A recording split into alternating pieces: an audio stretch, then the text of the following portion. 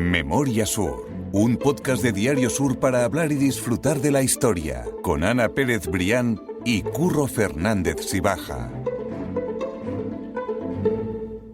Hola Ana, ¿qué tal? Hola Curro, buenos días. Voy a presentar a Fernando, voy a darle paso a Fernando. Que está directamente, ¿no? Sí, porque quiero Bienvenido, comentar Fernando. una cosa y que esté Fernando. Gracias también. por dejarte secuestrar, como te decimos siempre. ¿Qué Muy tal, bien, Fernando? muchas gracias, muy buenos días. ¿Cómo Muchas estás? gracias como siempre por llamarme. Quería contaros que estaba viendo una serie de Movistar Plus que se llama La Vida Breve, que no sé si la habéis visto. No. Y es una serie muy rara, pero muy entretenida, porque es una comedia de media hora en el que se habla de la historia del primer Borbón en España. O sea, de Luis I y su padre, que fue Felipe V. Entonces, Luis I se llama La Vida Breve la serie, que como digo, es una comedia bastante loca, pero es divertida, porque la vida de Luis I, el mandato del gobierno del reinado, mejor dicho, de Luis I, duró 30 días aproximadamente, no duró más de eso. Entonces, pues se cuenta en tono de comedia toda esa historia, toda esa inicio de los Borbones en España, y muy divertida, y quiero recomendar a la gente que venga, que la vea, y quería preguntar incluso a vosotros, pues si la habíais visto o no, pero bueno. Yo no la he visto ni la conocía. ¿Cómo dice que se llama? La Vida Breve. Claro. La Vida Breve. Por se lo de llama. Luis I. Nada, son 6 capitulitos, pero de verdad que muy entretenida y parece que quieren seguir con ese tono cómico sobre la evolución de los Borbones en España. Sí, porque fue el padre Felipe V que abdicó Exacto. en el hijo. Eso es. El hijo se murió muy joven y tuvo que volver otra vez a recuperar el Exactamente. trono. El padre Felipe V que abdica. Otra vez tuvo que seguir reinando, claro. Exactamente, y en su momento abdica porque, bueno, tiene problemas mentales, tiene alucinaciones, bueno, no quiero destripar nada, pero de verdad que lo recomiendo. No, pero era verdad que estaba completamente ido de la cabeza Exactamente. y entonces abdicó, pero luego tuvo que retomar Sí. Tenía problemas con la higiene y, Eso es, y eso con la es. La alimentación. excentricidad de que tenía muchos de ellos, Eso, efectivamente. y unos horarios que a lo mejor despachaba de noche y cosas así, barbaridades de estas, sí. La cuestión es que me venía al pelo porque como vamos a tratar una visita real a Málaga, pues digo, mira, aunque no es ni la misma época ni nada, pero me viene bien para recomendar a la gente esta serie. Y hoy lo que vamos a hacer es hablar de la visita que hizo Felipe IV, en este caso, si no me equivoco, ¿verdad?, a Málaga, y que fue la visita que se realizó por parte de un rey de nuevo a Málaga y que no se producía desde que vinieron los reyes católicos. Ujú. Efectivamente. Luego han venido muchos más reyes a España. Sí, pero a sí Málaga, que es cierto pero entonces- que hay visitas que han quedado en la memoria colectiva, por ejemplo, la de la que vamos a hablar hoy. Yo recuerdo, y en Málaga se recuerda muy mucho, porque además hubo muchas obras para celebrar la visita de Isabel II. Sí. La visita de Isabel II se hizo un arco conmemorativo en la fábrica de la siderurgia de la Constancia de Manuel Agustín Heredia. Se adecentó la Alameda, lo hemos contado aquí en alguna ocasión, con fuentes que se pusieron de manera específica para la visita de la reina. Y donde los Se malagueños pone tuvieron que involucrarse para poner esa Efectivamente, fuente. se pone la primera piedra del Hospital Civil. En la catedral incluso se habla de que hubo que retranquear una de las escaleras que daban a la Plaza del Obispo para que pudiera pasar el carruaje de Isabel II. Es decir, que esa visita... Y después, yo recuerdo también, o hay recogida en los libros de la época, las visitas de Alfonso XIII como visitas con mucho calado en la ciudad, ¿no? Sí, y yo recuerdo incluso algunas de Juan Carlos I, era el año 90, 89, que vino a inaugurar el Teatro Cervantes en la época de Pedro Aparicio, y aquello era muy sonado, Claro. ¿no? Y vino a inaugurar la restauración del Sí, Teatro del Teatro Cervantes. Cervantes. Y aquello también fue muy sonado, ¿no? Exactamente. Hoy ya vienen los reyes y no es una cosa tan llamativa. Sí, ya es... Pero entonces se paralizaba la ciudad y había días de fiesta y días sin trabajo. Así es, Sí. así es.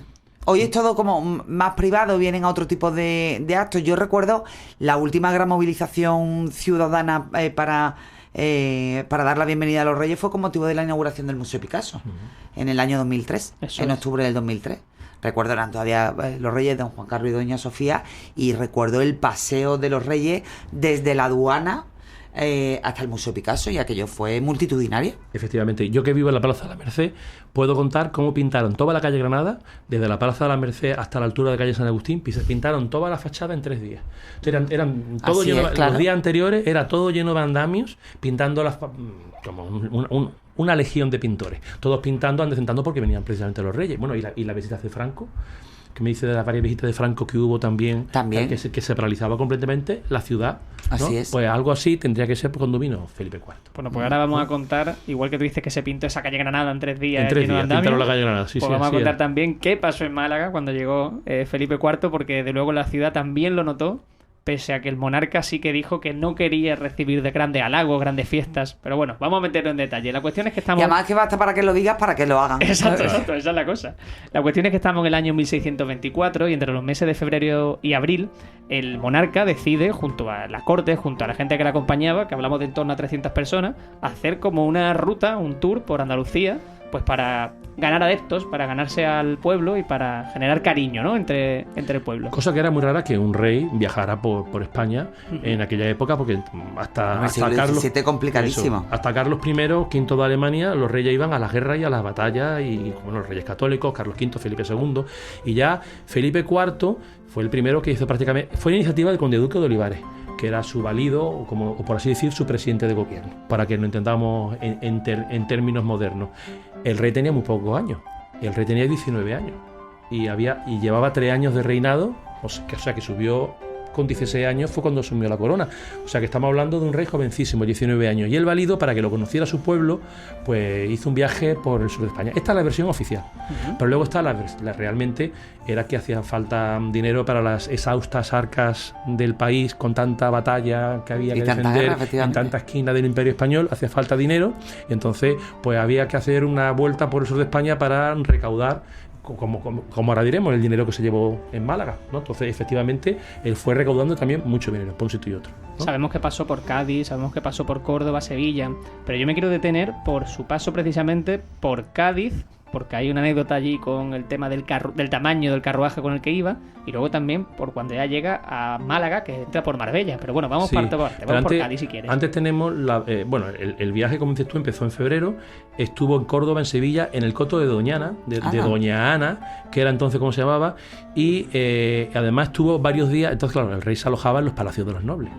Entonces no había hoteles, no había hoteles, y el único que podía acoger al rey, bueno, todos los nobles se mataban porque el rey se alojase en su casa, en su palacio. Eso era un orgullo que durante dinastías y generaciones y generaciones se recordaría. Y el duque de Medina Sidonia, que era uno de los más ricos de España, fue quien lo acogió. Esto lo cuenta Juan el Alba Galán, que es ahora mismo, creo que el historiador que ahora mismo que más vende en España. Juan el Alba Galán, durante su época... Es que el Alba Galán, yo desde aquí, perdona que te interrumpa, lo recomiendo porque tiene una manera además tan didáctica, tan cercana, tan divertida de contar la historia. Yo recuerdo de el Alba Galán, uno de los últimos libros que me leí, fue la guerra, se llama además la Primera Guerra Mundial contada para escépticos. O para... Bueno, ¿y qué manera de contar todos los movimientos? Increíble, pero rigurosa, es que divertida. Y divertida, sí. Es que así, claro, es que así da gusto contar la historia. Pues Juan el Alba Galán, que es Sevilla, que es jiennense, pero ha veraneado mucho tiempo en el puerto de Santa María, y entonces allí se hizo muy amigo de la duquesa de Medina Sidonia, esta duquesa de Medina Sidonia que era muy... Sí, así. Bueno, y entonces toda esta historia la contó una de sus descendientes, se lo contó a el Alba Galán, y contaba, claro, que el rey venía con un séquito de 300 personas. Que hoy en día también, yo he visto el rey, la cantidad de coches que lleva detrás y el séquito que lleva un presidente de gobierno. Claro. Entonces el rey viajaba con 300 personas. Luego hay que tener en cuenta que los viajes duraban meses. Iban con mayordomos, gentilhombres, cocineros y lacayos, o sea, 300 personas. Claro, y estas personas, 30 personas, tienen que comer, tienen que dormir, y esto no van a comer cualquier cosa. Claro. Entonces, claro, y viene el rey. Entonces el duque de Medina Sidonia sacó lo mejor de lo mejor de lo mejor. Y cuenta el Alba Galán que tuvieron que allegar toda la pesca que había en 11 leguas de costa. 11 leguas de costa son 50 kilómetros. 50 kilómetros de costa tuvieron efectivamente, 50 kilómetros de costa. Vamos. Y además tuvieron que la caza de 20 por 20 por 5, 100 kilómetros cuadrados de coto. O sea, todo eso se comían los invitados que estaban en la casa de Medina Sidonia cuando estuvieron en Cádiz, ¿no? Antes de pasar por Gibraltar, que en Gibraltar pasó lo que tú has contado con la carroza de Isabel II, que cuando yo llegué a la plaza del obispo no podía pasar. No podía pasar. Pues por las puertas de Gibraltar tampoco entraba la carroza. Y Gibraltar entonces era español. Estamos hablando de 1620 y tanto. Sí. 1624, todavía era español. Y entonces no podía entrar la carroza real. Y el rey tuvo que bajarse y subirse a un caballo y entrar en Gibraltar. Y me acuerdo, cuentan los historiadores que no protestó el rey, pero protestaría algunos de los sirvientes, que cómo puede ser esto. Y el gobernador de Gibraltar dijo que las puertas de Gibraltar estaban pensadas para que no entraran los enemigos. No estaban pensadas para que entraran las carrozas reales. Las carrozas reales, ¿no? Curioso, súper curioso. Como decía antes, el rey finalmente entra, como estamos viendo el recorrido que hace, ¿no? Desde Cádiz, pues entra a Málaga por la zona de Marbella, ¿no? Por esa costa que va obviamente hacia la zona de Cádiz. Y ya por Marbella, que es la primera noche que hace allí, empieza a tener problemas para avanzar. Efectivamente. Y sigue más o menos el trazado de lo que ahora mismo es la Nacional 340. Eso es. Comió en Estepona, durmió en Marbella. Y ya al día siguiente ya vino de Marbella hasta Málaga. Y al parecer, al paso por Fuengirola, llegaba la gente desde Alaurín y se bajaban hasta Fuengirola para ver cómo pasaba el rey. Claro, entonces ese día no sería día de labranza ni día de trabajo, porque venía del rey de Día España. festivo. Y todo el mundo quería ver pasar al rey. Y dicen los cronistas que los propios labriegos y los propios campesinos tiraban del carro del rey como una cosa... Curioso. Esto lo cuenta también de Fernando VII. Cuando Fernando VII el Deseado llegó a Madrid después de la invasión francesa, los madrileños quitaban los carros y tiraban ellos mismos como un honor, tirar de la carroza real. Fíjate que le iba a decir luego en lo que se convertiría Fernando VII. Totalmente lo que se convirtió, efectivamente. Totalmente. La cosa es que, como tú dices, necesita esa ayuda del pueblo para avanzar. Y como estamos comentando, seguramente fue día de fiesta, seguramente por supuesto se engalanó Málaga, como vamos a contar ahora lo que pasó. Pero unos meses antes, cuando empezó el viaje en febrero, la ciudad de Málaga recibe una carta por parte del rey en el que comunica que efectivamente no quiere tener ningún motivo de que le haga lo que tú has contado antes. Efectivamente, que no quiere tener de regalos, el agasajo, exactamente. así. ¿Por qué? Pues porque dice él que lo que no quería era como causar gastos a su pueblo. Efectivamente. Pero que su pueblo no se gastara el dinero en él, pero que le diera el dinero para llevárselo a la guerra. Como ahora lo veremos. Efectivamente. Entonces, igual que pintaron toda la fachada de Calle Granada cuando vino Juan Carlos I a inaugurar el Museo Picasso, pues lo mismo. Ahora aquí había que adecentar la ciudad lo más rápido posible. Yo, por lo que he visto, tuvieron que arreglar bastante las murallas, algunas puertas de la ciudad también se arreglaron, se adecentaron, se adecentó lo que es ahora mismo el castillo la Alcazaba, porque el rey se quedó a dormir en la Alcazaba y ¿sabes dónde fue la aduana? Todavía estaba construida la aduana, se quedó a dormir en la Alcazaba. También la iglesia de la Victoria se arregló porque el rey iba a ver a la patrona. O sea que se hizo y luego también un puente sobre el Guadalmedina que se habría llevado alguna de las últimas riadas, pues se reconstruyó de madera, porque claro, el rey tenía que cruzar el cauce del Guadalmedina y no iba a pasar por el mismo cauce, tenía que pasar por un puente. De hecho, cuando hablábamos de las grandes inundaciones de Málaga, una de las que más muertos causó fue en el siglo XVII, claro, 1600. Hemos hablado de ella, con miles de muertos en una ciudad que hay que recordar que cuando la visita el rey vive todavía dentro de los muros. Eso es. O sea, el inicio de la Málaga moderna, de la Málaga que ya empieza a mirar extramuros, es cuando se crea la Alameda. Y la Alameda no se crea hasta último tercio del siglo XVIII, 1785 aproximadamente. Muy a finales del XVIII. Claro, estamos hablando del XVII todavía, que tú además lo has contado muy bien, cómo se adecenta la muralla, esa muralla que protegía a la ciudad literalmente de cualquier ataque, ¿no? Efectivamente. Entonces, todo esto se arregló pues en un mes y medio. Sí, en tiempo récord. En un mes y medio, pues estaría todo eso pensando en que venía el rey. El rey venía con el conde de Olivares, que era el todopoderoso que hacía en la corte. Que era el que hacía y deshacía, ¿no? Y ya hemos dicho, un séquito de 300 personas. Y llegó el rey, era el día 31 de marzo, 30 de marzo. Estamos hablando de que ya los días son más largos, pero a pesar de eso, el rey llegó de noche, como se esperaba, venía de Marbella. Claro. Y venía en una carroza, o sea que hoy en día de Marbella aquí se tarda menos de una hora, pero en aquella época no se tardaba menos de una hora. Entonces el rey venía desde Marbella y llegó de noche. Entonces ya el ayuntamiento había previsto la compra de 300 hachones para ir repartiendo por todo, para iluminar el recorrido. Entonces no había alumbrado público. Velas, básicamente. Sí, hachones de vela, claro, sí. Velas.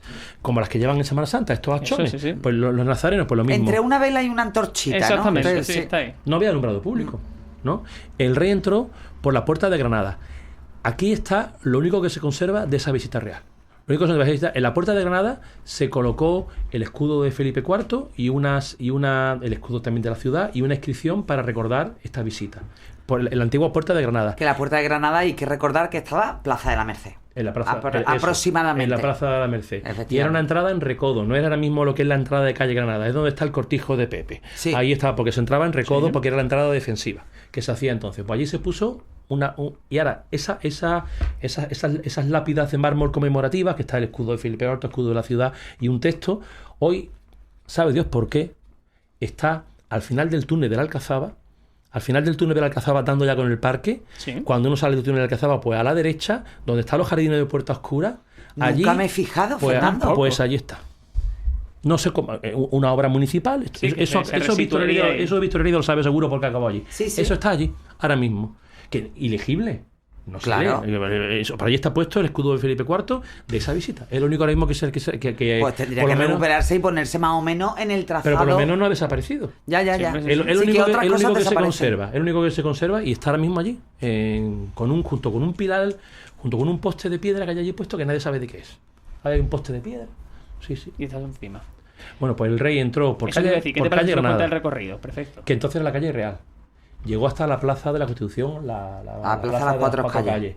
Y allí giró para la calle Santa María, que entonces se llamaba la calle de los Mercaderes. Y llegó, siguiendo toda la calle Santa María, toda la calle Cester, que era el eje de la Málaga romana, llegó pues a lo que es la Alcazaba. Uh-huh. Llegó a la Alcazaba. Y allí sucedió...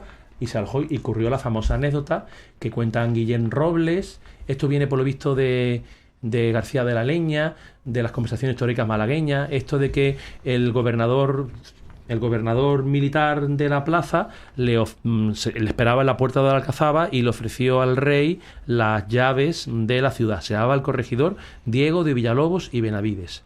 Y entonces se arrodilló delante del rey y le ofreció las llaves en sus manos, las llaves de la ciudad. Y entonces cuando el duque de Olivares le dijo aquella impertinencia de si no había una bandeja de plata o de oro donde poner al rey la llave y no ahí con las manos, ¿no? Y entonces fue cuando el corregidor gobernador de la plaza dijo aquello que qué mejor fuente, señor, que estas manos curtidas y trabajadas en servicio de su majestad. Esto no sabemos si será una leyenda o será verdad, pero se lo contaba García de la Leña 100 años después, sí, pues tiene su explicación. Hay otra cosa que a mí me parece bastante cómica, y es que uno de esos 300 hombres que acompañaba al rey era Francisco de Quevedo. Y cuenta una anécdota de cómo era esa entrada a Málaga o ese camino donde se queja pues del camino, del estado de la carretera, vamos a llamarlo así, ¿no? De ese trayecto. Y claro, Quevedo, como siempre, escribe con bastante gracia, con bastante retranca. Caminos que habrían arreglado día antes de que pasaran los reyes. Claro. Porque esto es como vas a la vuelta ciclista que arregla la carretera. Pues toma menos, si viene los reyes, arregla. Y a pesar de eso, mira cómo estaban los caminos, lo habrían arreglado. Cuando esto la verdad que esto lo escribí yo el verano pasado y me dio mucha rabia porque yo había ya sacado el libro de los escritores de Málaga, ¿sí? Se llama Enamorados del Paraíso, que habla que yo estaba sí, el último libro que habla de los 25 grandes escritores relacionados con Málaga, y se me escapó Francisco de Quevedo. Francisco de Quevedo estuvo en Málaga con Felipe IV, que él era... Pues es el germen del nuevo libro, y estuvo con el almirante en la misma carroza del almirante de Castilla, y a mí se me pasó completamente. Y esto lo cuenta él en un epistolario, y tengo yo que verlo a fondo porque tengo que ver las cartas, porque claro, el de los 300 que iba en la comitiva estaba Quevedo, uno de los escritores más inteligentes y más sarcásticos que ha habido en la literatura española. Más vivo y más despierto. Y con más ingenio. Sí, un ingenio... Bueno, pues él estuvo en este epistolario, pues contará posiblemente anécdotas de este viaje y tendré yo que repasarlo, sobre todo la parte de Málaga, claro. A ver qué cuenta de Málaga. Y al parecer, en un momento del camino, que yo no sé dónde estaba este momento del camino, dice que se volcó el coche. Se volcó el coche en el que iba él con el almirante de Castilla. Y dice que él salió por el tejado del coche. Dice que uno le tiraba de la cabeza y otro le tiraba de los pies. Dice, don Francisco, deme la mano. Y él le decía, don fulano, me debe el pie. Dice, cuando salió del coche, dice que el cochero estaba como santiguando, estaba hecho un santiguador de caminos, diciendo que nunca le había sucedido tal en la vida. Y yo le dije al cochero, vuestra merced ha volcado el coche tan bien que parece que lo ha hecho muchas veces, ¿no? Esto, fíjate el ingenio de Quevedo. Esto es una carta. Es una carta que escribía a no sé quién, ¿no? Y Quevedo estuvo precisamente en este séquito. Qué bueno.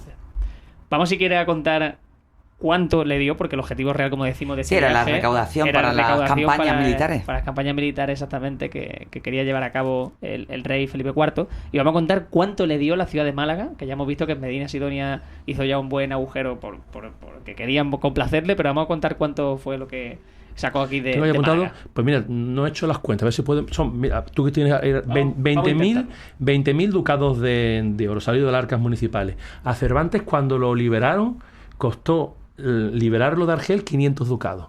y 500 ducados eran 100.000 euros. Pero, ¿has calculado cuánto? He calculado, me pone, según una web que he encontrado que hace como esa equivalencia, suponiendo que sea como, no una equivalencia directa, sino lo que supondría a día de hoy, dice que en torno a unos 2 millones de euros. Sí, eso sí puede ser. Eso sí Bueno, puede ser. pues no está mal, ¿eh? 2 millones de euros. Eso sí, que es lo equivalente, más o menos, sí, seguramente. Una cantidad de esa que es una cifra importante para la época. Este era el objetivo del viaje. Y esto fue lo que el conde Duque de Olivares sacó del Cabildo de Málaga, una ciudad que Pero una ciudad que las arcas municipales estaba... 20.000 habitantes. Entonces tendría 20.000 habitantes, 25.000 habitantes. Y una arcas municipales que en la mayoría de momentos históricos, bueno, pues han estado bastante mermadas. Hay Pepe Villena, que es el máximo experto de la Málaga de finales del 19 y principio de las finales del 16 y principio del 17, habla de que Málaga en 1600 podía tener 15.000 habitantes. Estamos hablando de 1624, no creo que llegara a 20.000 habitantes, ¿no? Entonces estamos hablando ¿Pocos? de que... Y eso lo que era Málaga, que era una de las grandes ciudades del reino. 20.000 habitantes, que no quiere decir 20.000 contribuyentes. Claro. Ni mucho menos. Que es que todavía la carga se reparte más entre la gente. Efectivamente. El rey estuvo en Málaga varios días. No fue una visita relámpago. Estuvo varios días descansando. Estuvo un día en la iglesia de la Victoria. Entró otro día en la catedral. En la iglesia de la Victoria, que todavía no es el santuario. Eso. El santuario de la Victoria es del siglo XVIII.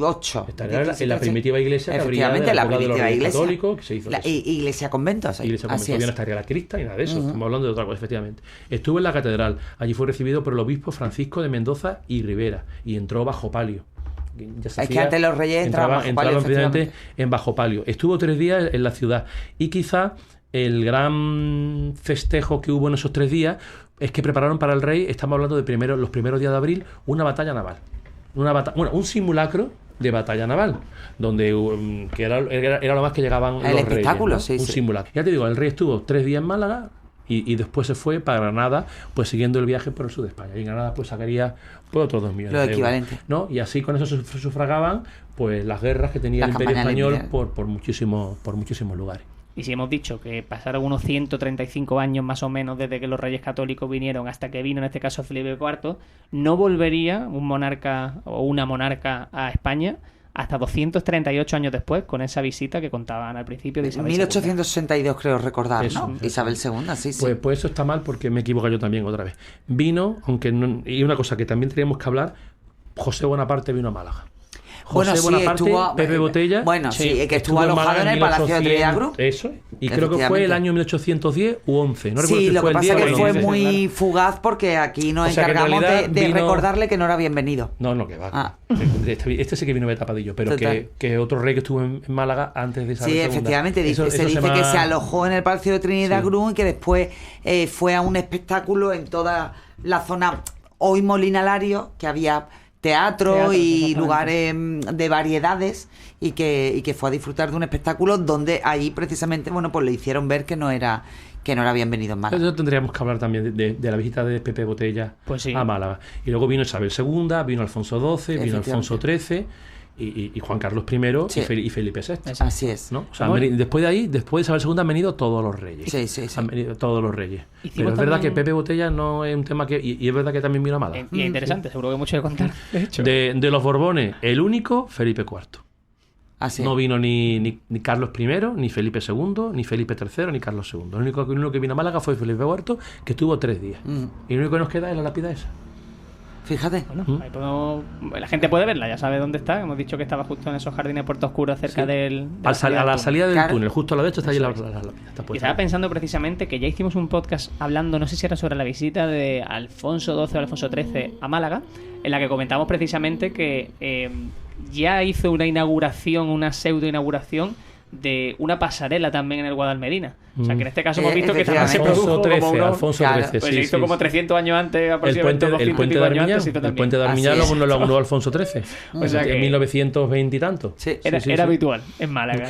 Alfonso XIII venía muchísimo porque se quedaba en el Miramar y que era entonces el hotel... Bueno, sí, era el Hotel Príncipe Alfonso, el Príncipe de Asturias, y tenía allí una residencia real y venía mucho la reina, era una residencia de invierno. Alfonso XIII vino mucho a Málaga. La reina Victoria María Eugenia tenía un ala del Hotel Miramar, que abre sus puertas en 1926, se convierte, bueno, está el hermano mayor, como se dice, está en Sevilla, que es el famoso rey Alfonso XIII. O sea que Alfonso XIII vino mucho a Málaga precisamente con Victoria Eugenia, y además estuvieron en los baños del Car, bueno, muchísimas cosas, con Félix Sáenz inauguraron cosas. O sea, con Félix Sáenz, siempre que, volviendo a aquella charla, siempre que venía Alfonso XIII, en todas las fotos, al lado está Félix Sáenz. Nos estamos enrollando como siempre, pero que esto es marca de la casa, porque nos ponemos a hablar ligar historias, pero es maravilloso porque es que es verdad que nos gusta charlar es y que contar.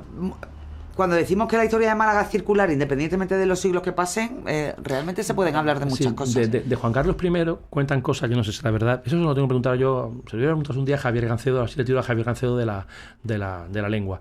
Pero Juan Carlos I, como era aficionado a los regatas, era mi amigo de Gancedo. ¿Cómo es Félix Gancedo? Félix Gancedo, que es regatista. Bueno, y yo sé que ha venido muchas veces de incógnito a Málaga porque era mi amigo de Félix Gancedo. ¿No? Sobrino, nieto de rey, Félix. Él venía de incógnito a Málaga porque era muy amigo de Félix Gancedo.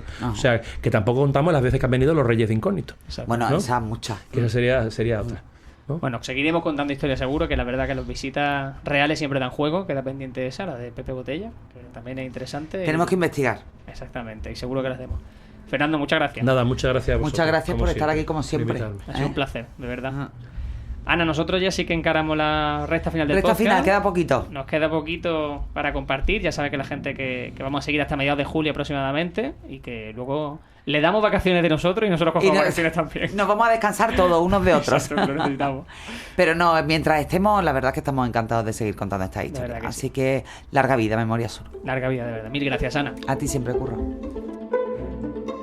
Memoria Sur es un podcast de Diario Sur. Escucha un nuevo episodio cada semana en iVoox, Spotify, Apple Podcasts y consulta las referencias de este episodio en diariosur.es.